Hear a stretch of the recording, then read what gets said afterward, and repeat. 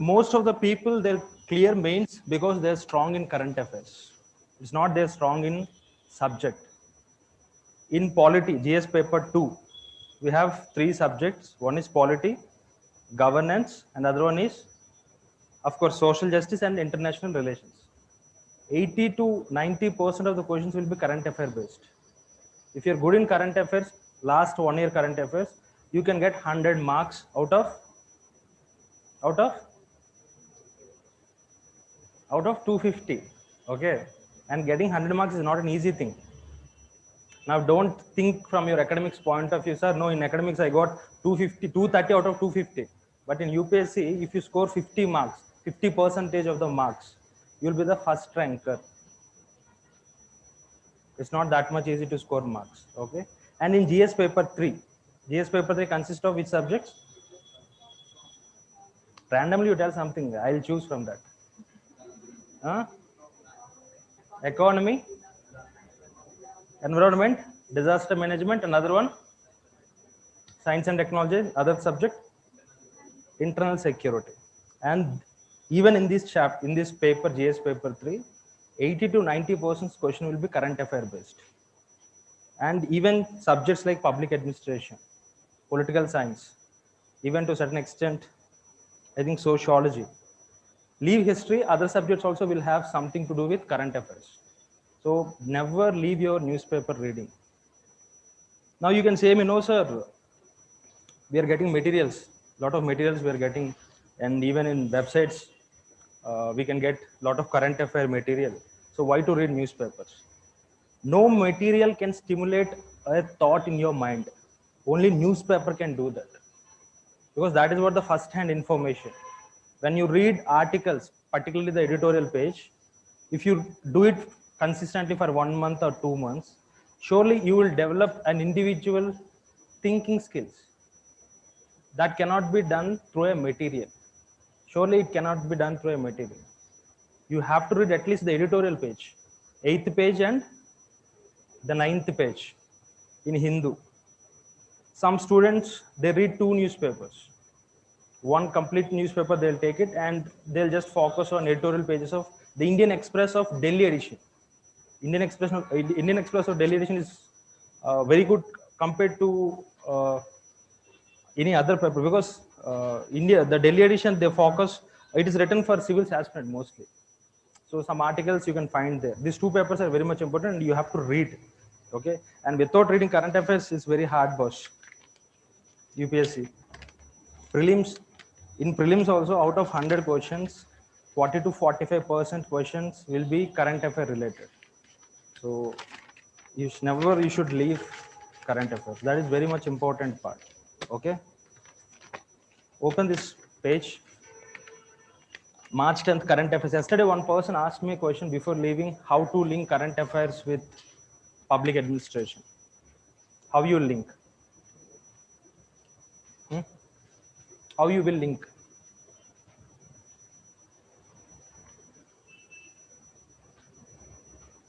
Anyone? Good.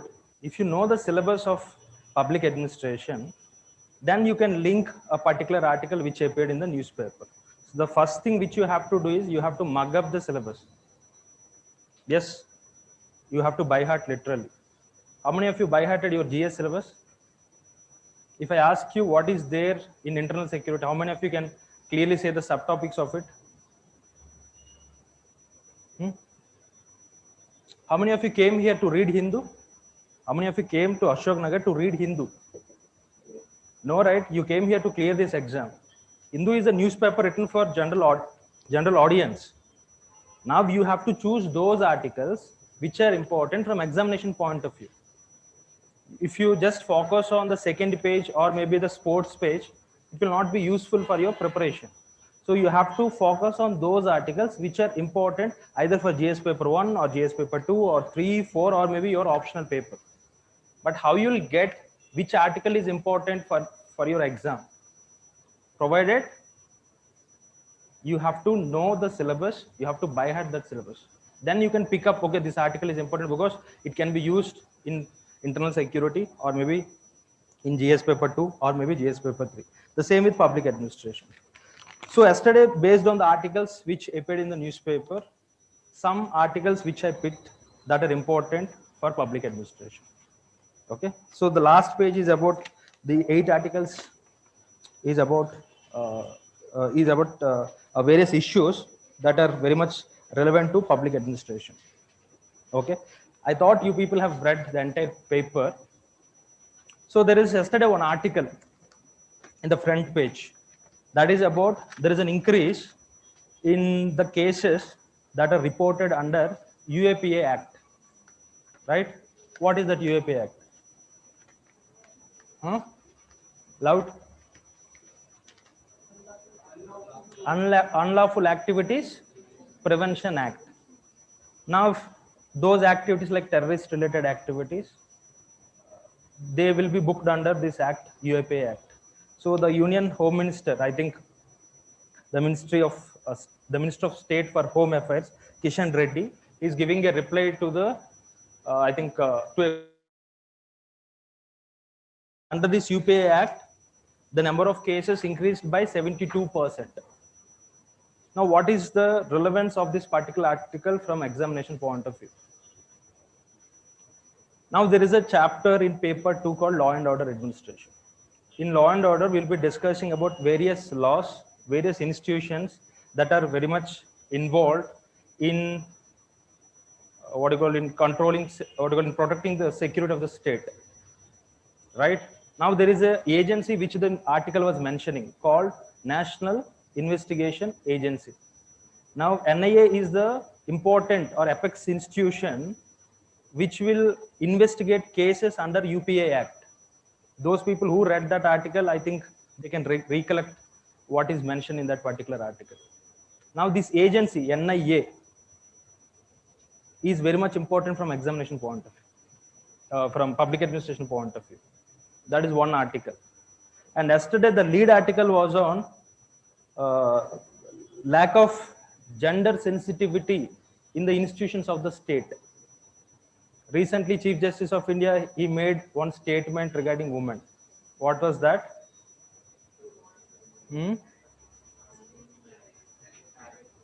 He advised a guy who committed a rape to marry the victim. So the article is all about, it's saying about lack of gender sensitivity or presence of patriarchal notions in the institutions of the state, particularly judiciary. Now, of course, judiciary plays a very important role in administration. If institutions of the state need not be judiciary, any other institution, maybe bureaucracy or maybe legislature or maybe executive, all these are institutions, right? So if there is gender insensitivity of these institutions, what will be the impact on administration?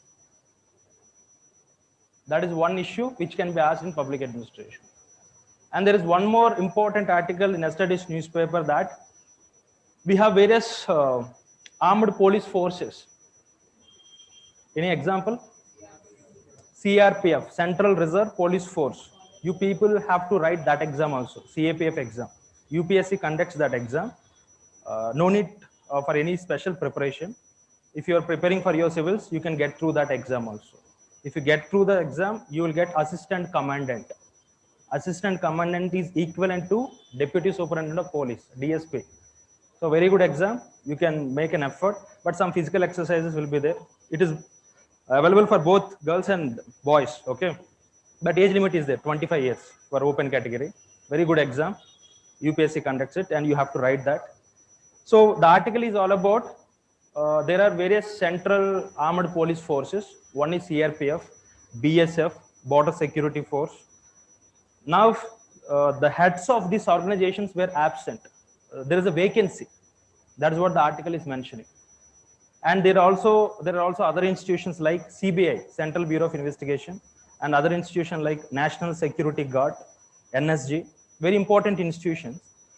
For all these institutions, the head of the institution was the chief post was vacant. So what is the impact when the head of these institutions is vacant? What is the impact of that on the administration of these institutions? Will it be effective? So what to do? Why there is a vacancy? in these particular institutions. What the UPSC have to do. That is what the article. This question can be directly asked in law and order administration, because we have a topic called Central Paramilitary Forces and Armed Police and even investigative agents. We have a topic there. This is one important issue which we have to quote, and UPSC directly can ask a question on this particular area. These are some important articles yesterday. And there is a district in Telangana, Nirmal district. What was the issue there? Communal violence. Now, actually, yesterday article was reporting there are 2 municipal councillors of this particular area who involved in communal provocations. Now, what is the role a municipal councillor have to do? What is the role? Municipal councillor. To represent that particular area and to do something good for the people who are present in that region. But he is involved in communal provocations. Now, what is the role played by the police in handling that communal situation? What if a communal situation is not handled well? What will happen? Now, Hyderabad is a sensitive area. If there is some communal outburst, what if police are silent? We can sense the the repercussions of it. So, what is the role played by the police in handling that communal clashes? So, we have a topic called public order, law and order, and security of the state. There, this type of issues we can use. And what is the solution, or what is the strategy adopted by the police in this particular district? Yes, internet shutdowns. That is the strategy which they have used. Now, some people questioning that this is not the right strategy. Even in Jammu and Kashmir also the same strategy they have applied. So that can be an issue asked in GS paper 2 as well as in public administration. So this is what linking of current affairs with public administration. If you can do that, not only for public administration, you can do that for polity as well as governance. So when you read, understand this, when you read Hindu newspaper, you just remember that you're reading that article because that article is important for your examination. If you cannot link this article to a syllabus, don't read that article. You're not here to read Hindu newspaper, but you're here to clear this exam. Okay, don't waste some 4 to 5 hours of your time in reading Hindu newspaper and reading unnecessary stuff. How much time you're taking to complete the Hindu newspaper? How much time? Not yet started reading? 2 hours it will take. 2 to 2.5 hours it will take. But it's not a waste of time, please. It's not a waste of time. Actually, it is the most productive thing which you people are doing. Because that one newspaper will be useful for your prelims, for your mains, and also for your interview. So never skip that activity of reading newspaper. So today we'll discuss the syllabus.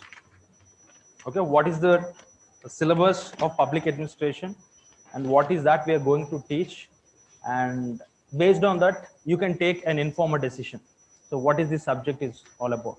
Okay, do you have this copy? No?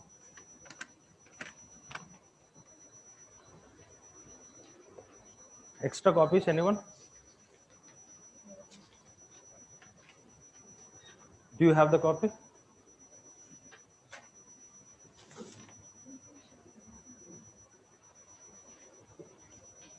Okay, fine. Just have a glance. There are 12 chapters in paper 1. Okay. Just try to connect with that particular chapter. Try to just read the bold headings of each chapter. Introduction, administrative thought. Try to articulate what could be that. What could be the meaning of that particular chapter. Don't go into the details. The first one is introduction. Second one is administrative thought. Try to make some sense out of that particular term. What could be the administrative thought means? Some ideas which are very much essential that have to be followed in administration. We have a list of thinkers who gave a set of ideas that to be incorporated or that to be followed in administration. Next one is administrative behavior. Because in organizations, Organization is all about people, right? People will be there, part of it. So what is the behavior of these people? How to regulate the behavior? How people take decisions? How communication, how ideas are communicated in the organization? And what are the qualities a leader should have? An IS officer is also a leader, right? At least in that district. So what are the traits a leader should have in an organization? That is what the third chapter, administrative behavior. The fourth chapter is about organizations. So here we have a lot of organizations. For example, companies, we have corporations. Recently, that Vizag issue is there. What for? Steel plant. Those issues will be covered in this particular chapter called organizations. Privatization, okay, disinvestment. In addition to those organizations, we have regulatory commissions. Tell me one regulatory commission which you are aware of. Good. TRAI was there in the news. I think it's there in the news yesterday. TRAI, Telecom Regulatory Authority of India. RBI is also regulatory body. SEBI, Security Exchange Board of India, is also regulatory body. Your engineering education, the body which regulates engineering education, what is that? UGC is AICT, All India Council for Technical Education. UGC is for universities, the general education, okay? All these bodies comes under regulatory bodies, regulatory commissions, okay? So in this particular chapter, what we will be discussing is that why government create a particular organization. Now, why government creates a company? Why government creates a department? Example of a department?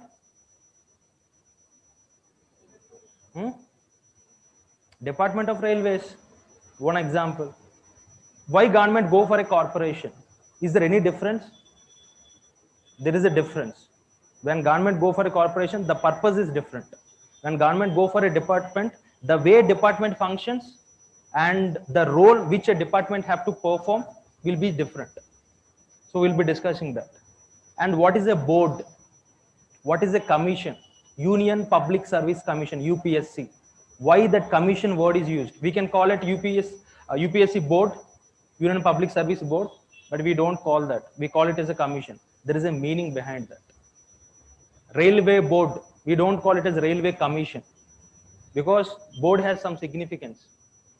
So why a particular organization is created? What is the purpose of it? What are the functions they have to perform? And what is the constitution of that particular body? Right? That is also we'll be discussing as part of the fourth chapter, organizations. Okay. What is the fifth chapter? Accountability and control. Yesterday, some person gave me answer. Accountability means answerability. Right? Every organization of the state, it can be legislature, it can be executive, it can be judiciary, or an IAS officer or an IPS officer, or bureaucracy. Every institution of the state is accountable, is answerable to whom? To the people. Why? Because we are a democratic country and people are sovereign. The entire power is vested with the people. So you cannot say, I am an IAS officer, why should I be accountable to you? You have to be, because the power and authority people delegate to the institutions. I'll be explaining what is delegation and all those things. But every institution, it can be prime minister or it can be a bureaucracy, they derive the authority and power from the people. But generally we don't think so, right? We always think an IAS officer is so powerful, chief minister is so powerful, prime minister is so powerful. But their authority and power, they got it from the people of this country. That is what democracy is all about. So every institution have to be accountable, right? And how that accountability is being enforced. Who are the institutions? Who are the stakeholders? Who are the stakeholders enforces accountability on part of government institutions? For example, media is there. Media is an institution.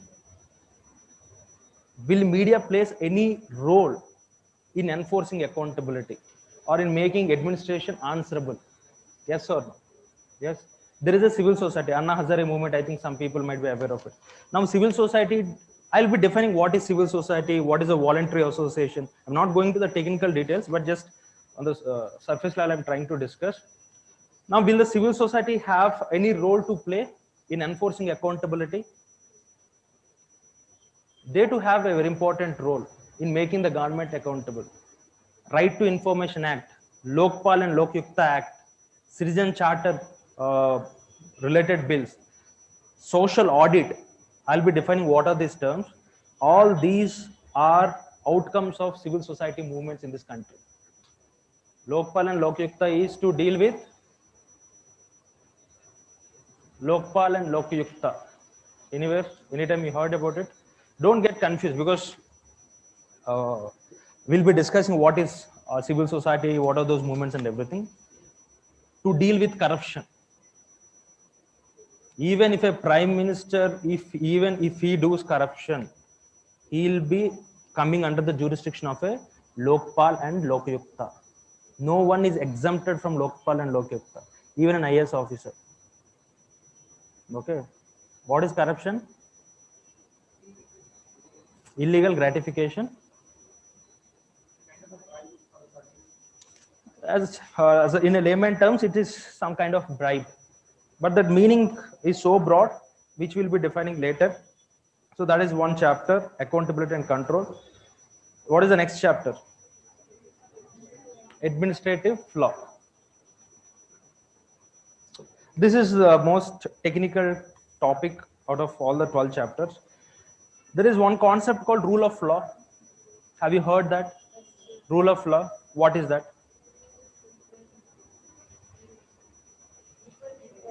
Everyone is equal before the law. Now, suppose you got selected in the civil service examination. Now you got some 15th or 20th rank issue. So you thought that you will be getting a good service, IAS, because you are in the top list.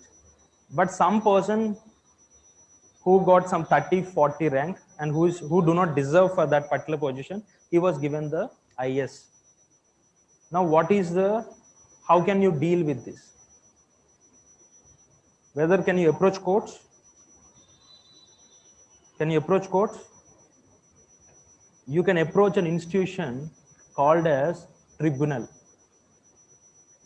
So for all service related matters, for an IAS officer or for an IPS officer, you can go and approach a tribunal. What is the difference between a tribunal and court? We'll be discussing. There are two institutions. One is court. I think you know what, Supreme Court, High Court and all these things. On the other side, we have tribunals. Okay. These tribunals also have an important role in judicial matters. Okay.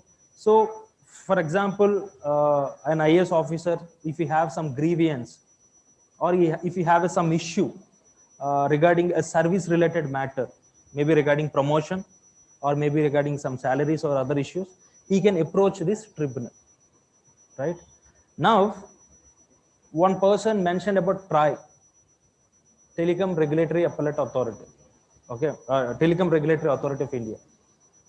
Now, take this Reliance Jio. Now, if he has a problem, if Reliance guy has a problem with the orders given by TRAI, where he will go? Where he'll go? Again, he'll go to a tribunal first. If he's not satisfied with the order given by tribunal, then he'll go to the court. Now, why he has to go to a tribunal? Listen here. See, courts may not have the expertise in all the matters. Yes or no?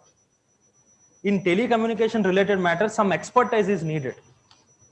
Some expertise is needed. Some technical information with respect to telecommunication sector, it's needed. The Supreme Court may not be in position to really have that much of expertise knowledge. So if you have, or if you create an institution called a tribunal, which deals with a particular subject, now people can approach that institution and they can solve the issue there. Now we have institution like National Green Tribunal. Have you heard that? NGT. What is that institution? Regarding environmental related disputes, this is a specialized institution which can effectively deal with environmental related aspects. Now, those institutions like tribunal will come under the topic called administrative law. Administrative law means, see, there are some functions which the state government perform, or there are certain institutions which are involved in some specialized functions. Now, the ordinary courts may not have the expertise to deal with the specialized functions, right? Now, how many are from BA? BA. Now, if I ask you a question regarding how nanotechnology operates, you may not have, at this point of time, you may not have the specialized knowledge on nanotechnology. But if I ask you your BA subject, you'll be having more knowledge. Similarly, the Supreme Court judicial person, they may have legal expertise, but they may not have the technical expertise needed for that particular subject regarding environmental related matters or maybe administrative related matters. So to deal with those issues, these tribunals are there and they apply a different law. That law is called administrative law. Okay, to handle, or to put it in simple terms, to enable the government to deal with some specialized functions, we need an institution. That institution is tribunal. Okay, this is first thing, comes under administrative law. Now I think most of you are aware of pandemic, right? Now pandemic, we don't have any legislature at center or state level, no parliamentary proceedings, right? But how the government handled it? How the government handled it? There is no legislature that time. Legislature is not in session, either parliament or state legislature. But how government have handled?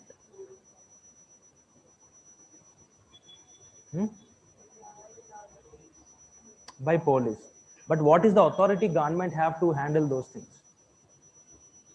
Some law should be there, right, which will give authority. There are two acts I think most of you have heard. One is Disaster Management Act and the other one is Epidemics Diseases Act, Epidemics Act. These two acts were used to control the pandemic by the government. Okay, now see, government cannot take any decision without the support of a law. It cannot just do it on its own. There should be some legal support, some law that has to support. But during pandemics, there was no parliament. And corona just is a novel virus. We never had a history of dealing with corona. So how to handle those pandemic situations? And do you know that in this pandemic era, in this pandemic time for the 7 or 8 months, the government, the central government issued some 18 to 19 guidelines. And how they can do that? Because of a concept called delegated legislation. That concept is there in your topic called administrative law, and we'll be discussing what is this delegated legislation. But as of now, you just try to confine it. Delegated legislation is something comes under administrative law. And why that is needed? What is the use of it? See, every time parliament will not be in a session and administration is so dynamic. For example, disasters. The IAS officers, everyone should be very alert. Now, if you wait for parliament to pass a law or to give power, what happens to the disaster management there? Surely the administration will not be in a better position to handle these disasters. So every time you cannot go to the legislature or to the state, a parliament or state legislature to make acts. So to address that, in our governance or in our country, there is a concept called delegated legislation. It means that, now let me ask you a question. What is the function of legislature? What is the function of legislature? To make laws. What is the function of executive? To implement those laws. What is the function of judiciary?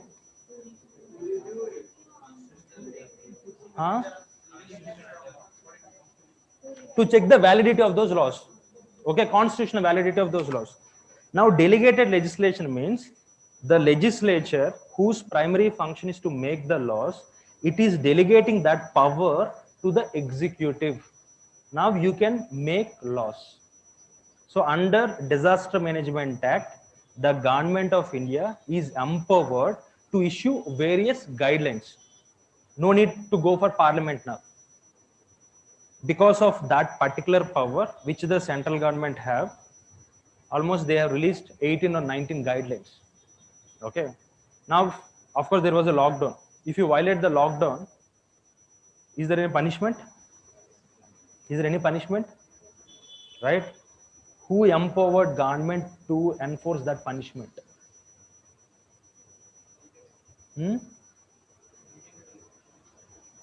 Under Epidemics Disease Act, the central government or the state government can enforce guidelines, and if someone violates that, they can punish. Without legal backing, government cannot do anything. Some legal backup is needed, and that legal backup is, of course, various laws passed by the parliament. Now, under the delegated legislation, that authority is delegated to the executive. They can issue guidelines, they can issue some laws, they can issue some rules. That is one concept which comes under administrative law. So some political, some polity understanding in your GS. I think right now most of you do not have any polity understanding. Polity started for you in a GS. Started. What is the topic? Fundamental. Please be loud. Fundamental. Why do we have to? Why should we have fundamental rights? We'll be discussing that also in administration. Why should we have fundamental rights? Amma concept chala important. Information is not important in your civils. Why do we need a fundamental right? What is fundamental in fundamental rights? They are basic rights. My basic rights and pair pettachuga.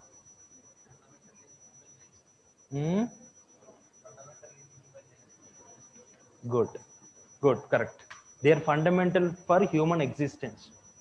If they are not there, human existence also can be compromised with. Okay, right to life. Right? Now, can an administrator, maybe an IAS officer or an IPS officer, can he violate fundamental rights of the citizen?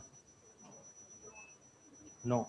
And administration have to make sure that fundamental rights are properly enforced. You cannot play with the rights of the citizens. You cannot violate their rights. So entire administration, it can be bureaucracy or maybe other institution, any other institution. So fundamental rights are very much important, that to be followed by every organization of the state. Okay. So polity understanding is very much important, but of course in paper 2 we'll be discussing those topics. What is the next chapter? I'm a little bit faster because I have only 1 hour of time. Okay, and just I have to brush up the entire syllabus. What you understood by the term comparative public administration? It's common sense, right? Comparison of administrative systems, right? So in that particular chapter, administrative systems that are present in developing countries like India, administrative systems that are present in developed countries like United States of America, and administrative systems that are present in less developed countries, they are compared. Why Indian administration is like this? He'll come with a reason. Why administrative systems in United States of America, they're functioning so effectively? Why they are able to do it? Why not Indian administration is not able to do these things? There are a lot many issues with Indian administration. Corruption is there. If Indian administration is so powerful, why still we have poverty? Why we have undernutrition? Why we have many children suffering with malnutrition? Why the education of this country is this much of poor quality? What is the health status of this country? During pandemics, if there is no access to government hospital because it's almost flooded, and how many people could afford to go to a private hospital? For one day they charge some 40,000, 50,000 or lakhs. So why the health situation of this country is like this? Why the administration failed? It's the failure of administration, right? Who else failed it? It is the failure of administration. How many of you, when you have a health issue, will go to a government hospital? Or how many of you went to a government hospital? Not for certificates or some attestation, just for treatment. Why? What for? How many of you studied in government schools? 1, 2, 3, 4, 4, 5. Good. At least 5 hands raised. Now, I think you people know about PDS system, public distribution system. What is the quality of food grains? How many of you consume those food grains which you get under PDS system? How many of you consume those rice, those oil, that oil, rice, and every other food grains given by PDS system? No? Whose failure is this? It is a failure of the administrative system. And why administrative system is like this in this country? Why administrative system is characterized by corruption? There is a term called nepotism. What is that? Family members, priority to our family members. Okay. Is there any nepotism in government institutions or government functioning? Yes, it is there. It is there. Today, what is the problem with this public administration is that the people who do not have money, the people who do not have power, they are not even considered as a human beings. They cannot influence the government. And just be honest, how many of your parents told you that maintain contacts with those people who are successful in their lives? Maybe your friends, or maybe someone who's settled or doing good jobs. Please try to maintain those contacts. Be honest to your heart. Don't raise hands, right? But why society is like that? Why you want support of those person who is already settled or who is successful? You're just an individual human being, right? Why you want the support of other person? That is mild form of nepotism. In administration also, nepotism happens, or nepotism is present to a larger extent. A normal person going to a district collectorate office, getting a certificate without any influence is not such an easy task. And why Indian administration is like that? What are the factors? Those things will be dealt in the comparative public administration by looking into various administrative systems. Okay. There is a guy called F.W. Ricks who developed this particular theory called what I can call prismatic theory. What is prism? Have you know about something? Do you know about prism? Prism. Physics students, or maybe in school also, I think you people have that, right? Can we write it here? This one. Acha, acha. Nah.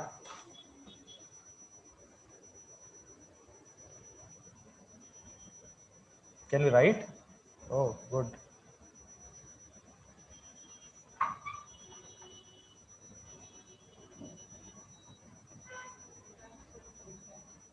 What is this? White light,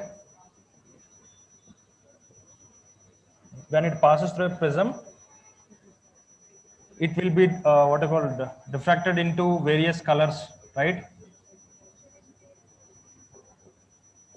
Okay. F.W. Ricks used this concept to understand various administrative systems, and how he applies this concept we'll be discussing. But he uses this theory called prismatic theory to understand various administrative systems across the world. Next topic. What is that development dynamics?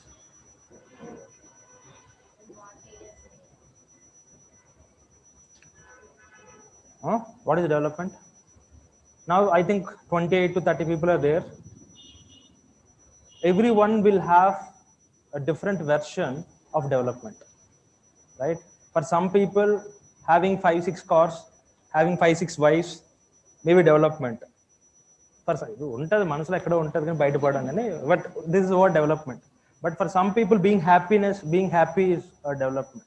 For some people, being empowered is development, right? So there are a lot of ways to define development. The scheduled tribes of this country may have a different versions towards development. An urban guy, a person living in urban area, for him development is different. And a person living in rural area, for him development can be a different thing. So there are multiple versions to define this term called development. And a government should accommodate all these differences. It should not enforce development by by affecting the lives of other people. Government can construct a dam, but because of the dam, many tribals lost their livelihoods. Is it a development? Is it a development? So development needs to be inclusive. It has to take the interests, the priorities of each and every section of this society. What is development to women? Meeku same ena andarlage untadi development ante. There is a topic in it, gender and development. You can see there, gender and development.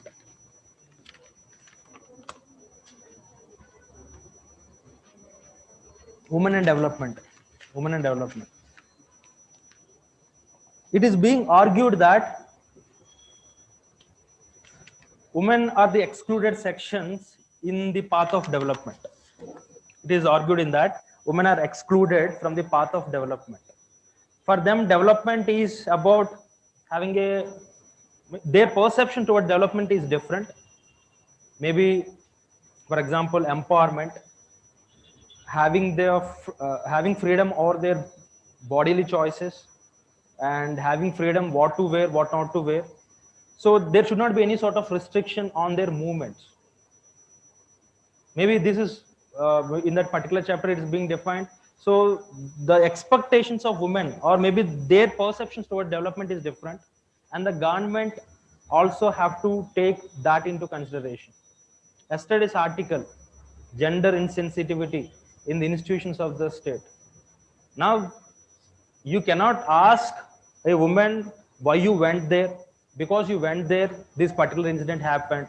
Because you have dressed in such a way, in a different manner, so this particular crime happened. Is it a right way of arguing? Yes or no? Doesn't Japan put? Yes or no? But most of the time, these are the arguments which we often hear. A particular mistake happened because of the behavior of that particular woman. Yes or no? These are called as patriarchal notions. And an administration or the administrators who are part of the administration, if they have the patriarchal notions, what will be the impact on the society? What is patriarchy? Huh? What do you do?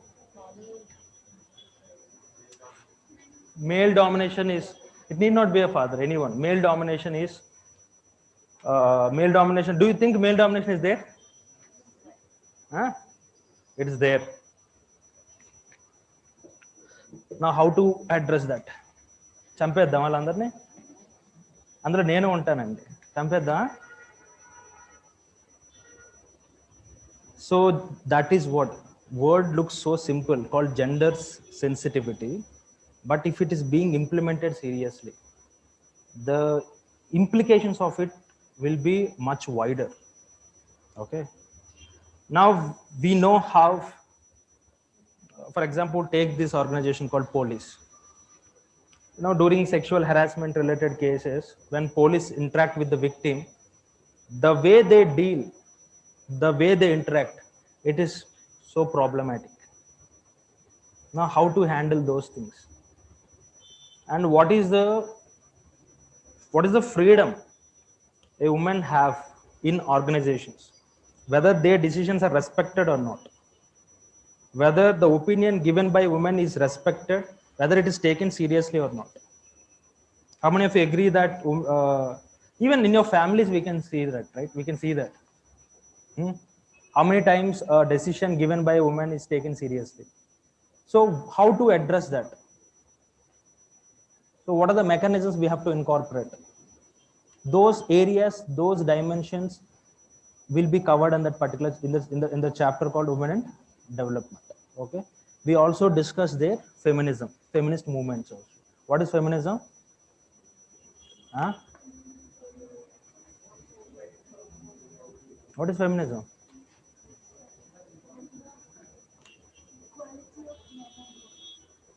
Equality of men and women. Okay. Good. Equality of men and fighting for the rights of women. Okay. Empowerment of women. What is women empowerment? What is women empowerment? Most of the times, we come across this word women empowerment.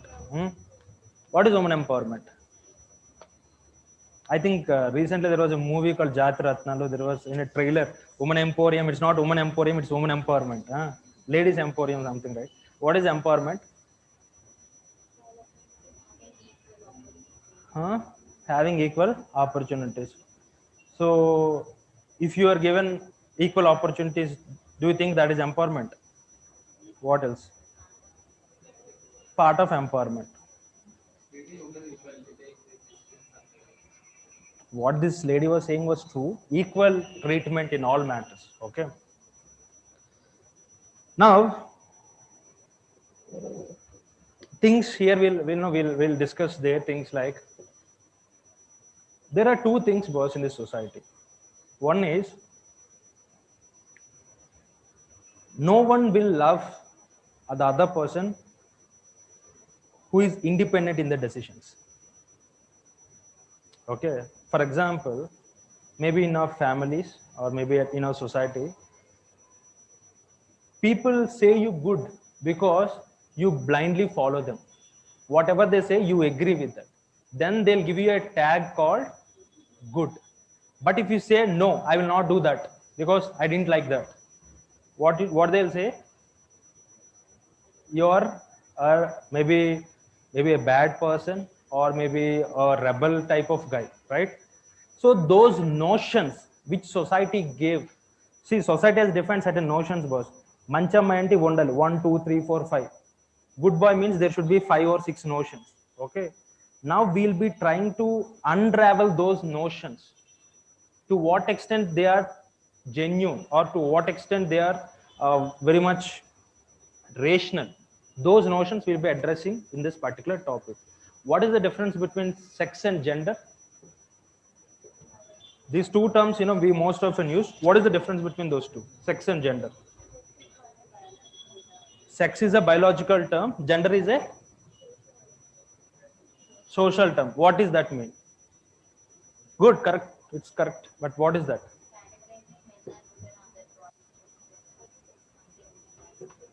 Categorizing men and women on their body structure is again a biological thing, right?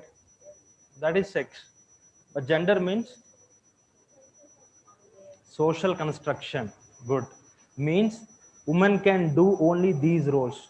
Men can do these roles. This is called social construction. This is called social construction. Women cannot lead an organization, or maybe it's a male terrain to lead organization, or maybe to become a leader, political leader. Is that true? Now we have this government, BJP government at center. Most chief ministers, I don't know, they know sometimes they're not very firm. But there is a lady. Who is that lady? One chief minister, Mamata Banerjee. She is very much firm.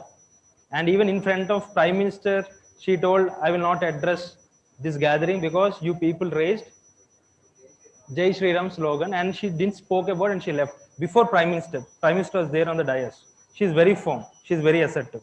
What about, of course, she is not there, Jayalalitha. She is also very much assertive. Okay.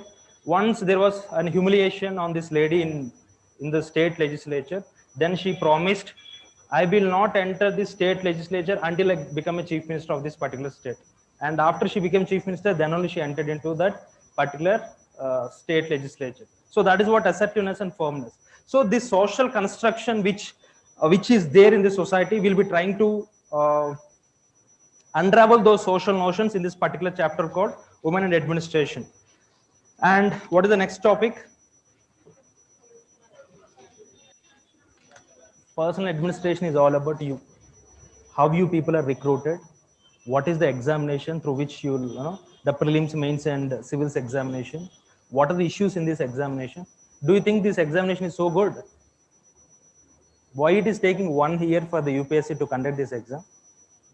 And after you get selected in your what you call interview, you'll go to your Labasna. Labasna means this thing. Okay, fine. What is the institute there in Hyderabad for police, IPS? Oh, good. So what is the training module they give in this particular institute, both at Labasna, both at for IPS, IAS and other services? What are the issues with the training module? And once you enter into the system, what's your promotion, your career advancement? What are the issues? And if you do or action in the service, what are the disciplinary measures? Okay, those things we'll try to discuss in that particular chapter called personal administration. Okay, very important chapter. What is the next? Public policy. Very important topic. What is policy? Tell me 1 or 2 policies which you are aware of. Midday meals is a scheme. Monetary policy, fine. Next. Foreign policy. Next. That is also a policy, right? Next. Recently there was a policy, right? National education policy, national health policy. So it is basically what the government wants to do. Policy is nothing but what the government wants to do for health sector. Okay. Now in that chapter called public policy, we'll be discussing how a policy is formulated. Who are the stakeholders involved in policy formulation? I think you know what is policy formulation, how a policy is made. Once a policy is formulated, it has to be implemented, right? Who are the stakeholders involved in implementation of the policy? Who is the main stakeholder? Bureaucracy is the main stakeholder involved in implementation of a public policy. Now after implementation, what is next? Monitoring and evaluation of that particular policy. And who are the stakeholders and how a policy is evaluated? For example, this lady was mentioning about a midday meal scheme. Assume that midday meal scheme. Now what is that midday meal scheme? Providing. Okay. Now what is the quality of food that is being served in this midday meal? What is the quality of food that is being served? Is it good? Now understand this. According to various research reports, the first 5 years, maybe the school going children, 5, 6, 7 years, the cognitive development is very much important. If the cognitive development do not happen at this stage, surely he cannot become a productive resource. And to achieve that cognitive growth, or to ensure that cognitive growth, proper nutrition is needed. There are many families in this country who cannot afford a quality meal to their children. Many households, many families are there. Now this beautiful scheme, midday meal scheme, will provide education, at the same time quality nutritious meal. Okay, but see how government is implementing, how the scheme is functioning. They have to give a dal, in place of that they'll give yellowish water. They have to give some protein related food, egg like, that is not being provided. And other things like maybe Jagan Mohan Reddy started with a good schedule, every day one particular meal. That is a really good thing, but how it is being implemented? So even a basic scheme like midday meal, if it is not being implemented, what is the use of this thing called administration? What these people are doing then? Hmm? Now we have thousands of IAS officers, thousands of IPS, thousands of government officials, but a single very basic scheme like midday meal, it is also not being implemented. And do you know that in a district in Uttar Pradesh, I think 1.5 years back, they stored oil that is being used for midday meals. They stored in a what do you call, in a pesticide tank, and they used that oil. Many children died because of that particular oil usage.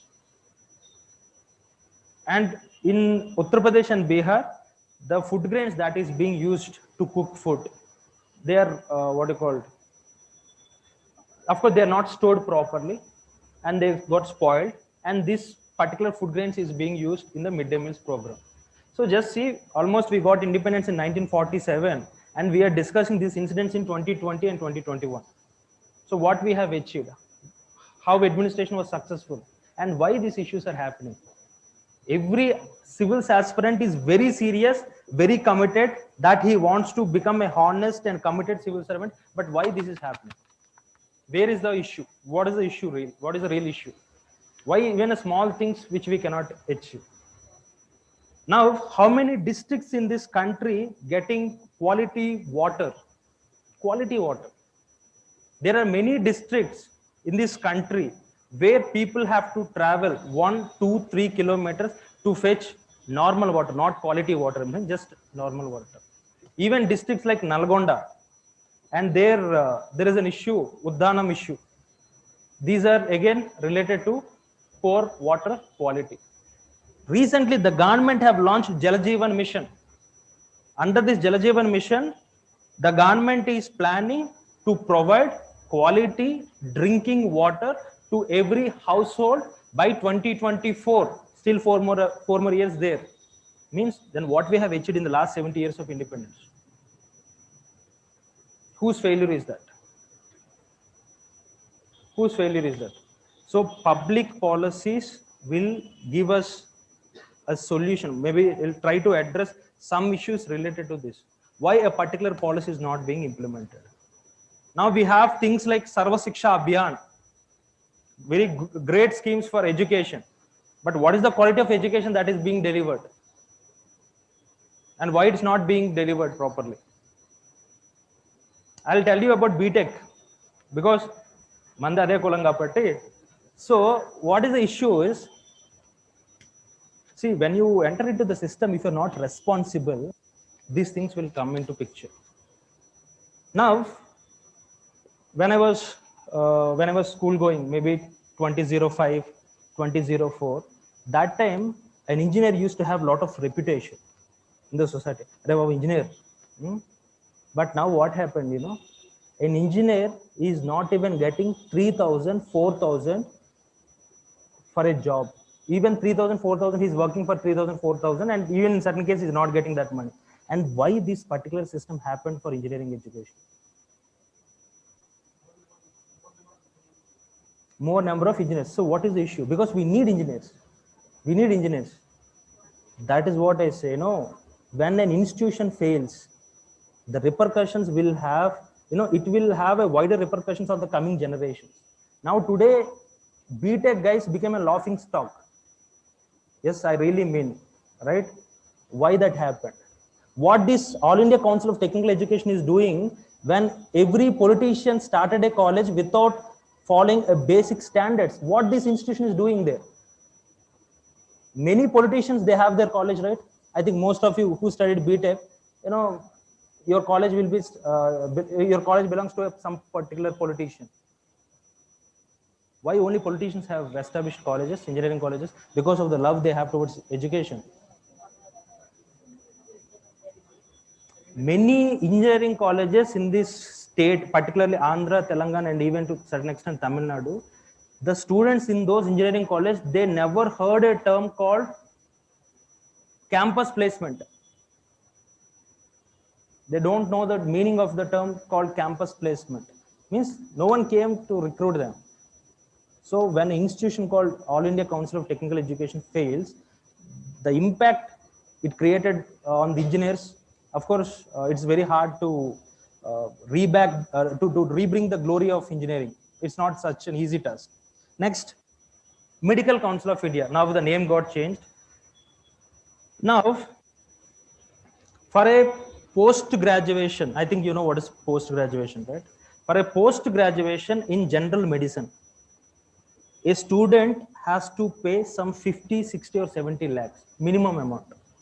Now, a student who paid 50 or 70 lakhs for his completion, for his course completion, will he work in a rural area or maybe a second town, two-tier town, or will he work in an urban area? Because he has to get the money of 50, 60 lakhs at least in 2-3 years, right? Now, why the health is so costly? Because of these reasons. If Medical Council of India was so successful in regulating the quality of medical education, maybe this could not have happened. Now, during pandemic, when everyone is really facing issues, what is the guts the private hospitals had to charge 1 lakh per day? Because they believed government cannot do anything, right? They charge 25,000, 35,000 lakh, 1 lakh per day, and they used to take advance also. And who failed? What is the administration doing then? So those things will be part of public policy, because public policy is very much important thing, and you will be part of that. Either you will be part of policy formulation or maybe policy implementation, because your duty is that, because you're entering into the system either to formulate a policy or to implement a policy. So you have to be so cautious, because one mistake will have an impact on coming generations. YS Rajshekar Reddy have done a good thing for engineering students by giving a fee reimbursement. More supply, less demand. What is the impact? The quality of education completely got deteriorated. So you have to be so cautious in understanding that particular chapter called public policy. What is the next chapter? Techniques of administrative improvement. So administrative needs to be improved based on the needs, based on the situations, right? Now, how many of you have Arogya Setu app? Arogya Setu app. Have you heard about it? Right? What for that? What is the purpose of that app? How many of you have Facebook? Right? Maybe because you came to civils, I think some people deactivate Facebook, but most of you will have Facebook. Now, there is a topic called e-governance. E-governance means the government will provide goods and services through electronic means, right? Arogya Setu app is an example for it, right? There are a lot many things which the government is doing right now through electronic means. Maybe land documentation. I think maybe some of you applied for UPSC, right? This time. Applied for UPSC? No? Will you submit an application or you do it in online? Online? That is because of electronic governance. So electronic governance simply means it is a delivery of goods and services through using of computer networks or some other electronic means. And what will be the impact of that on the administration? Will it increase efficiency? Right? Will it be effective? Those things we'll be discussing there. What is the theory behind e-governance and why e-governance is being implemented? What are the implications of it, and what are the initiatives taken by the government regarding promotion of e-governance? Okay. What is the last chapter? Financial administration. That is all about monetary policy. I think maybe some of you know about monetary policy. What is the monetary policy definition? What is monetary policy? A policy that is monetary in nature. Adi kaakunda inkedana undu cheppandi, please. Good. To regulate the supply of money in the market or in the economy. Who will be doing that? RBI. What is the opposite of it? What is the other thing? Fiscal policy. What is fiscal policy? Okay, government policies, fine. National health policy is also government policy. Can I call it as a fiscal policy? Okay, you have done it. You told it in a very broad sense, but okay. But still, Please be specific to it. What is fiscal policy?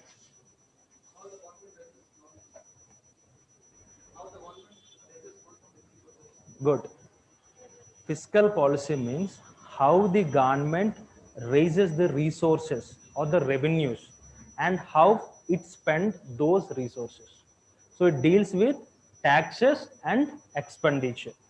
Okay, how government mobilizes the resources. It can be income tax or GST or any other tax, and how those resources which are mobilized, how it will be spending on various what you call various expenditures. It can be health expenditure or developmental expenditure or expenditure on agriculture. It can be what the priority of government can vary. Okay, budget, economic survey, these things are important here. We'll be discussing that.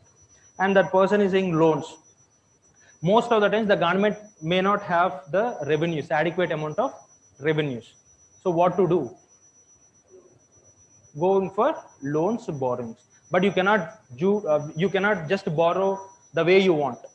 There is a limit for it. That limit is decided by FRBM Act. Fiscal Responsibility Budgetary Management, FRBM Act is there. We'll be discussing that. Okay. Now the continuation is, there is an auditing institutions like Comptroller and Auditor General of India. What is the role played by CAG? There is one more institution called CGA, Comptroller General of Accounts, CGA. They have an important role to play in financial administration. So can this government will be viable? Can a government govern this country without proper financial resources or without adequate financial resources?